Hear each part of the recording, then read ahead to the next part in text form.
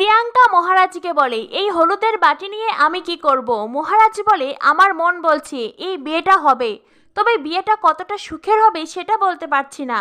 প্রিয়াঙ্কা তখন মহারাজকে বলে, আচ্ছা, আমি যদি তোমার দাদাকে সমস্ত সত্যি ঘটনা খুলে বলি আর সব জেনেই ও আমাকে বিয়ে করে, তবেও কি এই বিয়ে সুখের হবে না?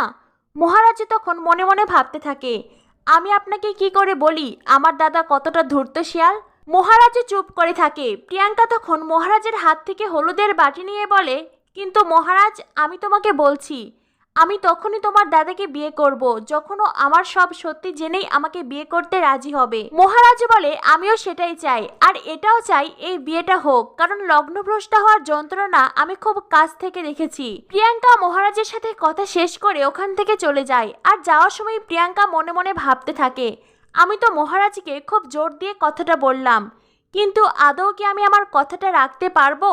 এদিকে দেখা যায় মহারাজ বাড়িতে ফিরে আসে, আর মহারাজকে দেখেই পূজা বলে, এ কি, আপনার জামাই নাকে এভাবে রক্ত লেগে আছে কেন? কি হয়েছে? মহারাজ বলে, কিচ্ছু হয়নি।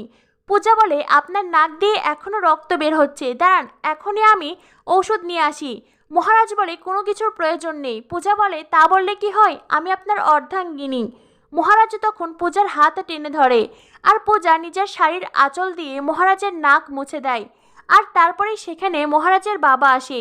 সুবিনয় এসে মহারাজকে বলে, হ্যাঁ রে মহারাজ, তুই এত সময় কোথায় ছিলি? তুই জানিস না তোকে ছাড়া আমরা সবাই হেল্পলেস? মহারাজ বলে, আমি প্রিয়াঙ্কা বৌদিকে হলুদের বাটি দিতে গিয়েছিলাম বাবা। সুবিনয় বলে, তুই কেন এত ভালো রে মহারাজ? সকলে তোকে এতটা অবহেলা করে, এত কথা শোনায়, এতটা কষ্ট দেয়, আর তারপরে তুই ওদের কথাই ভাবিস? তখনই মহারাজ মিটমিট করে হাসতে থাকে। পূজা মনে মনে ভাবে, এতটা যন্ত্রণা নিয়েও উনি হাসছেন। হেমা সিদ্ধেশ্বরী, তুমি সবসময় ওনার মুখে এইভাবেই হাসি রেখো।